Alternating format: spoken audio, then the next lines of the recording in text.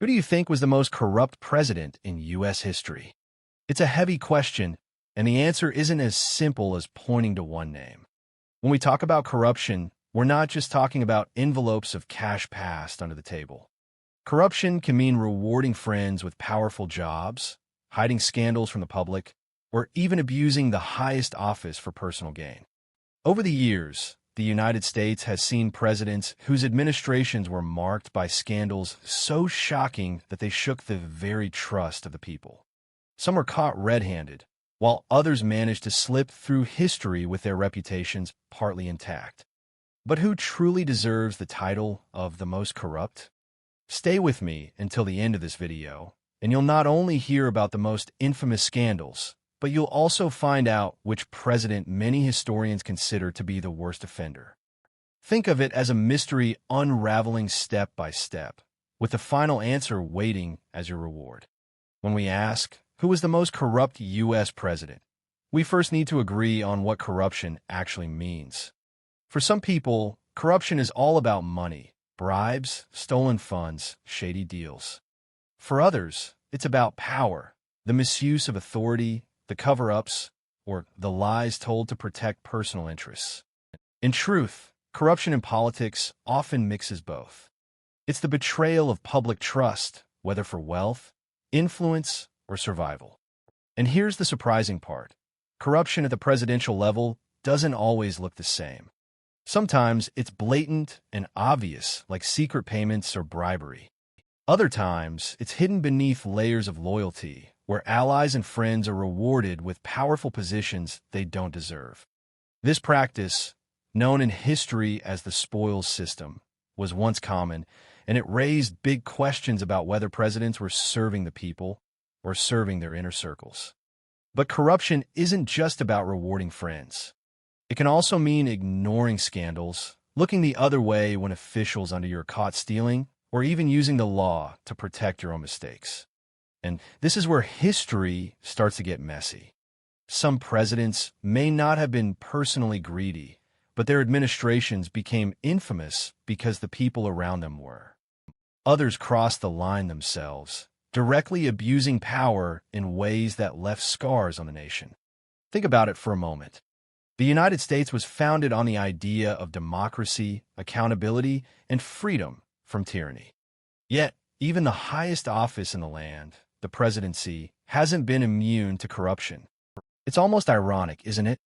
The very position meant to embody leadership and integrity has at times been linked to scandal, deceit, and betrayal. And that tension is what makes this question so fascinating. Who among them stands out as the most corrupt?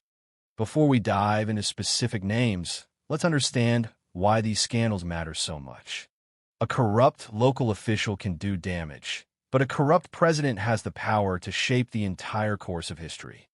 Laws, wars, economies, and even the lives of ordinary citizens can be swayed by decisions influenced by greed or cover-ups.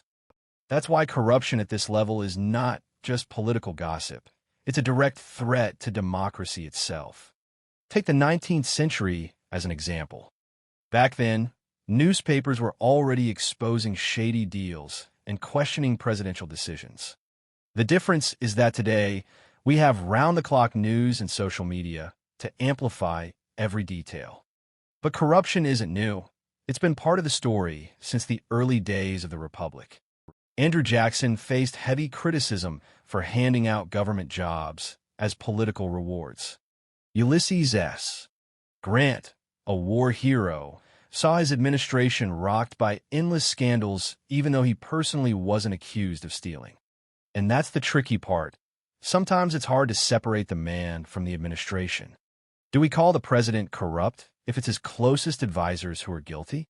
Or does the responsibility always fall on the leader? That's the challenge we'll face as we walk through history together. Each story will show us a different face of corruption. By the end, you'll see that the title of most corrupt isn't just about one dramatic scandal. It's about patterns of power, decisions that betrayed trust, and legacies that still spark debate today. When people think of presidential corruption, their minds often jump straight to the 20th century, Watergate, Teapot Dome, or more recent controversies. But corruption in the presidency has much older roots. Even in the early decades of the United States, leaders were accused of rewarding friends, abusing power, or turning a blind eye when scandals broke out. These cases remind us that corruption isn't just modern. It's been around almost as long as the presidency itself.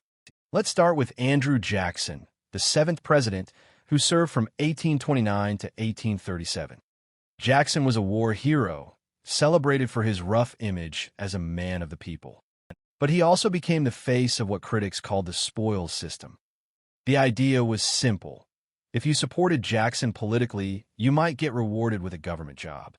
Loyalty to him mattered more than qualifications or experience.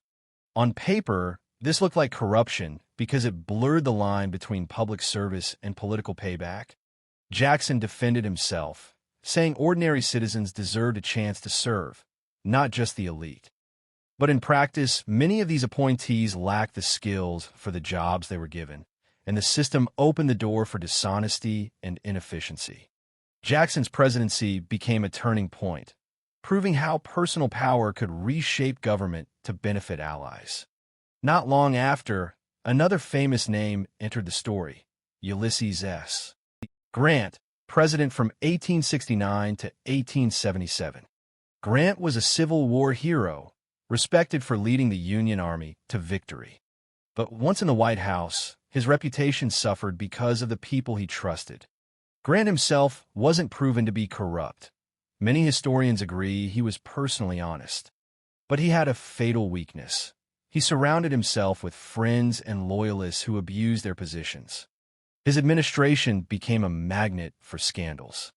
The most notorious was the whiskey ring. In simple terms, government officials conspired with distillers to cheat the government out of tax money. Millions of dollars were lost while corrupt insiders grew rich. Shockingly, even Grant's private secretary was accused of involvement. Grant defended him fiercely, which made it look like the president was protecting corruption instead of fighting it. Then there was the credit mobilier scandal, where members of Congress and officials were bribed with stock in exchange for favorable treatment of a railroad company.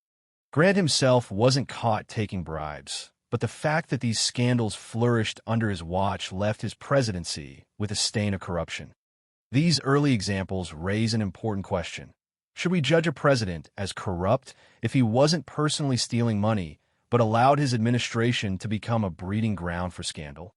With Jackson, corruption was tied to the deliberate use of power for political rewards. With Grant, it was more about negligence and misplaced loyalty. Both situations damage public trust, though in different ways. It's worth pausing here because these cases highlight how corruption can take many forms. Sometimes it's intentional, like rewarding allies with jobs or favors. Other times it's indirect, the failure to control or punish those who are exploiting power. In either case, the result is the same. The American people lose faith in their leaders. By the late 1800s, scandals had become almost expected in politics. Newspapers fed on them, and ordinary citizens debated whether their presidents were truly working for the nation or just for their friends. These early controversies set the stage for what would come later. Massive scandals so explosive that they threatened the presidency itself. And the first of those truly explosive scandals came in the 1920s, under a man whose administration became almost synonymous with corruption, Warren G. Harding. By the time the 1920s rolled around, America was changing fast. The First World War had ended, cities were booming, and people were eager for a return to normal life. Warren G. Harding, elected president in 1920, promised exactly that. He spoke of a return to normalcy, a comforting phrase after years of turmoil. Harding came across as friendly, approachable, and almost ordinary compared to some of his predecessors. But behind this warm public image, his presidency became one of the most scandal-ridden in American history. Harding's biggest mistake wasn't necessarily his own greed. It was his choice of friends. He filled key positions with men from his home state of Ohio, nicknamed the Ohio Gang. These were not always the most capable or honest officials. Many of them saw politics not as public service, but as an opportunity to enrich themselves. Harding trusted them, and that trust turned out to be disastrous. The most infamous scandal to erupt during Harding's time in office was the Teapot Dome scandal. It started with something as simple as oil. The government had reserved certain oil fields, including one in Wyoming called Teapot Dome, for national emergency use by the Navy. But Harding's Secretary of the Interior, Albert Fall, secretly leased these oil reserves to private companies. In exchange, Fall received huge bribes, hundreds of thousands of dollars in cash, bonds, and even livestock. Imagine the scale. Public resources meant for national defense were quietly handed over for private profit, all hidden behind closed doors. When the scandal broke, it shocked the nation. At the time, Teapot Dome was described as the greatest and most sensational scandal in the history of American politics. Newspapers splashed it across headlines. Investigations followed, and eventually Albert Fall became the first former cabinet official to be convicted and sent to prison. It was proof that corruption had reached the very heart of Harding's administration. Harding himself never faced trial. In fact, he died suddenly of a heart attack in 1923 before the scandal was fully exposed. Some historians argue that he might not have even known the full extent of what his appointees were doing. Others believe he had suspicions but chose to look the other way. Either way, his legacy was destroyed. Instead of being remembered for his promises of peace and normalcy, Harding's name became forever tied to corruption.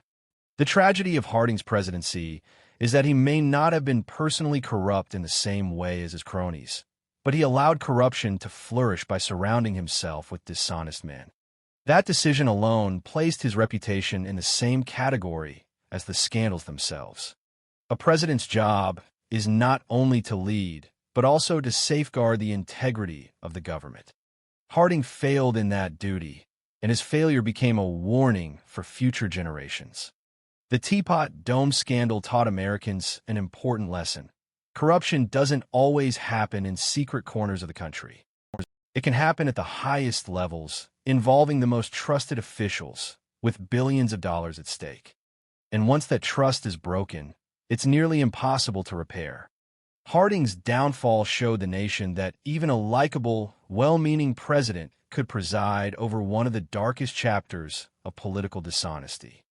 But as shocking as Teapot Dome was, it wouldn't be the last time Americans saw a presidency consumed by scandal.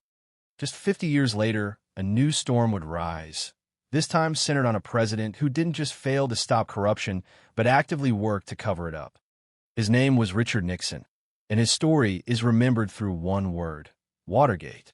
In American history, no presidential scandal is more infamous than Watergate. The very word itself has become shorthand for corruption, lies, and abuse of power. At the center of it all was Richard Nixon, the 37th President of the United States. Nixon was a skilled politician, intelligent and ambitious. He won re-election in 1972 with one of the largest landslide victories ever. Yet, less than 2 years later, he became the first and only president to resign in disgrace. How did this happen?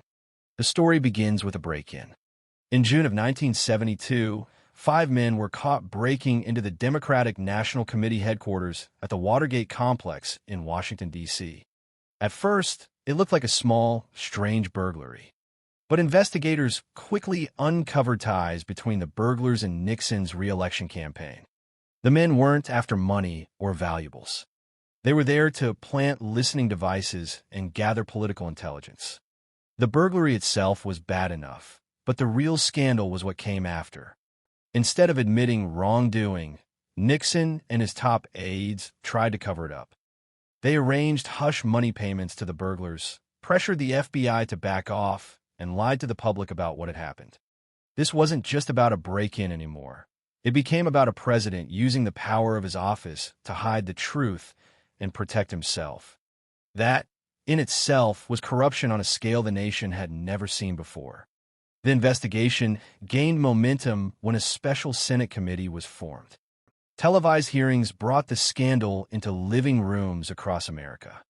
People watched in shock as witness after witness revealed how deep the cover-up went. Then came the biggest revelation of all. Nixon had secretly recorded conversations in the Oval Office. The so-called Nixon tapes became the key to uncovering the truth. When investigators demanded the tapes, Nixon refused, claiming executive privilege. The battle went all the way to the Supreme Court, which ruled that Nixon had to hand them over. When the tapes were finally released, they exposed the president's direct involvement in trying to obstruct the investigation. One tape, recorded just days after the burglary, revealed Nixon discussing ways to use the CIA to shut down the FBI's inquiry. The evidence was undeniable. By 1974, the House of Representatives had drawn up articles of impeachment, charging Nixon with obstruction of justice, abuse of power, and contempt of Congress.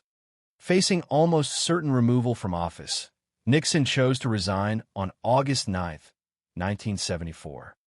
In a somber address to the nation, he insisted he had always acted in the interest of the country, but history had already decided otherwise. The fallout from Watergate was massive. Dozens of Nixon's aides and officials were convicted of crimes. Public trust in government plummeted, and new laws were passed to increase transparency and limit presidential power. Nixon's name, once tied to political skill and foreign policy achievements, became permanently linked to corruption and scandal. Watergate changed the way Americans viewed their leaders. It showed that even the president, the most powerful person in the nation, was not above the law. And it set a standard for how far corruption could go when a leader puts self-preservation above honesty. But was Nixon the most corrupt president? Some argue yes, because he directly abused his office and tried to hide the truth from the American people. Others point out that while Watergate was shocking, later presidencies faced their own accusations of corruption, each in different ways. After Nixon, Americans were left asking, if this could happen once, could it happen again? And in the decades that followed, that question would echo louder as new controversies brought new names into the debate. After Nixon's downfall, many believed the presidency would never see a scandal of that scale again. But history had other plans. While not every controversy was as explosive as Watergate, several later presidents found themselves accused of corruption, abuse of power, or betraying public trust. Each case looked different, but together they remind us that the shadow of corruption has never truly left the White House. Let's begin with Bill Clinton. In the 1990s, Clinton was impeached, not for financial fraud or bribery, but for lying under oath. The scandal began with his relationship with a White House intern, Monica Lewinsky. At first, Clinton denied the affair, famously declaring, "I did not have sexual relations with that woman." But when evidence proved otherwise, he was accused of perjury and obstruction of justice.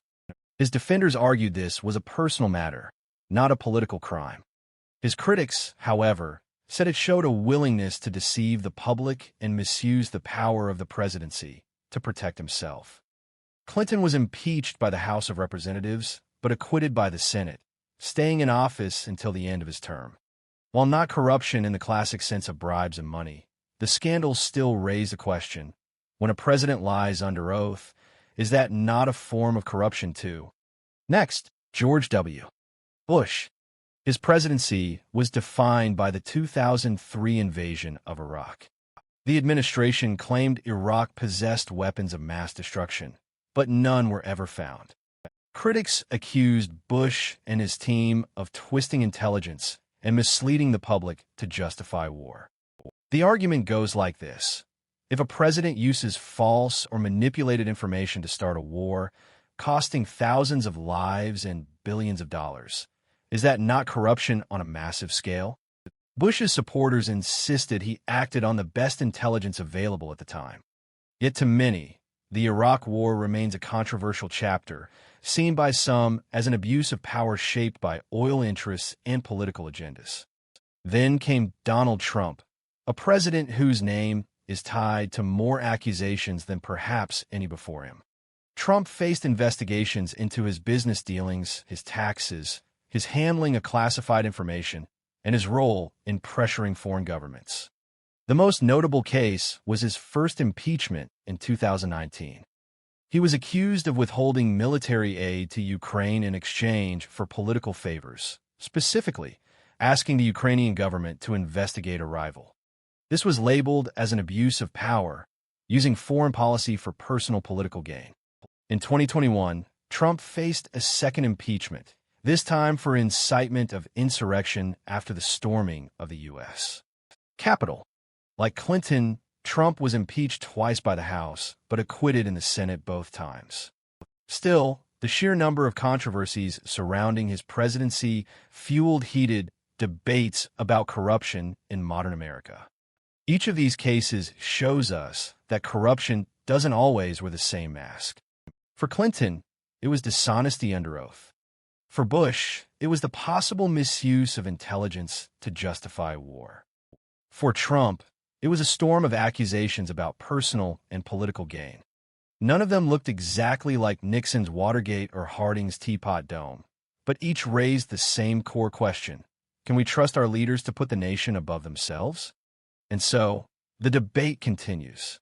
Was Harding's administration the most corrupt because of Teapot Dome? Was Nixon's cover-up worse because it struck at the heart of democracy? Or do modern cases, with their global consequences and bitter divisions, stand out even more? The truth is, the answer isn't simple. To call one president the most corrupt is to weigh scandals of very different shapes and sizes. But that's exactly what we're about to do: measure these legacies side by side and ask who truly deserves that title. Now that we've walked through some of the most infamous scandals, it's time to ask the big question: who really deserves the title of the most corrupt U.S. president? To answer this, we need to weigh these presidencies side by side, not just the scandals themselves, but the scale of damage they caused to the nation. Let's begin with Warren G. Harding. His administration was flooded with corruption. Teapot Dome was the centerpiece, but it wasn't the only scandal. His friends, the Ohio Gang, were caught in schemes involving bribes, kickbacks, and misuse of government contracts. Harding himself may not have pocketed money, but his careless choice of allies allowed corruption to spread like wildfire. If corruption is defined by how much an administration steals from the people, Harding is near the top of the list.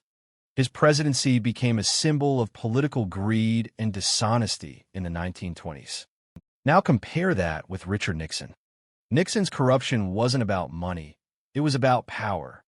Watergate revealed a president willing to use government agencies like the CIA and FBI to protect himself. He pressured officials, silenced investigations, and lied to the American people. Nixon's crime was not stealing funds, but undermining democracy itself. And when the secret Oval Office tapes proved his guilt, he had no choice but to resign. If corruption is measured by how far a president will go to cling to power, Nixon's name rises above almost anyone else. Then we have the more recent debates.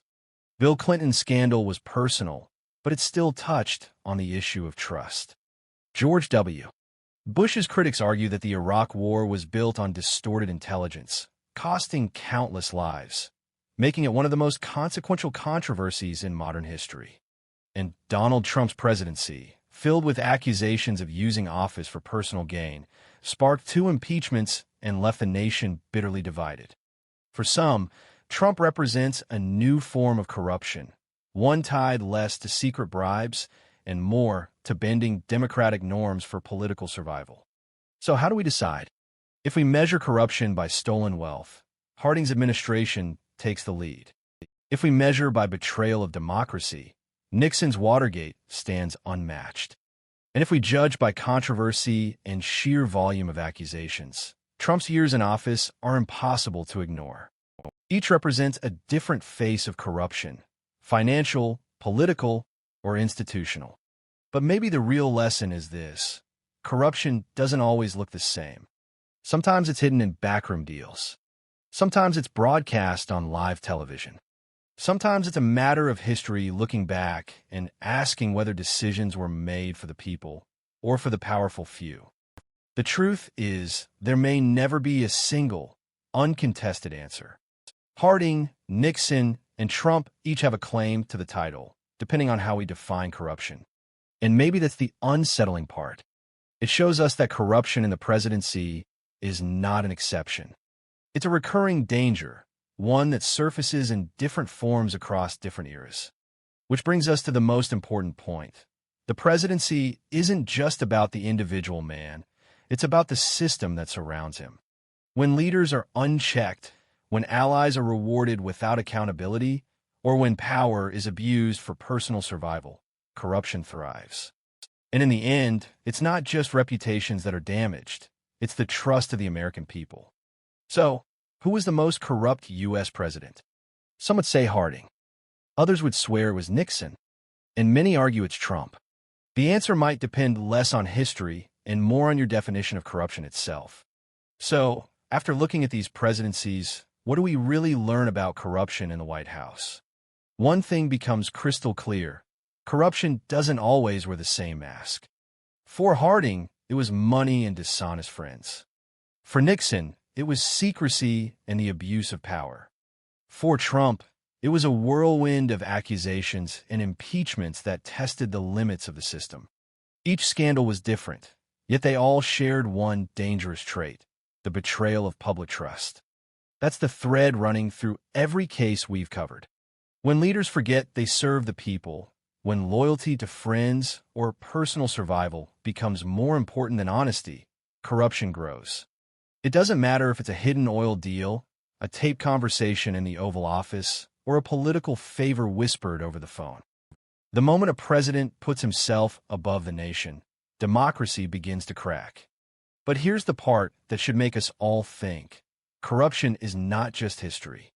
It's not locked away in the past. Every election, every administration carries the risk of repeating the same mistakes. The faces may change, the scandals may look different, but the temptation of power remains. That's why debates over the most corrupt president matter, not just to settle historical arguments, but to remind us of what's at stake in the present.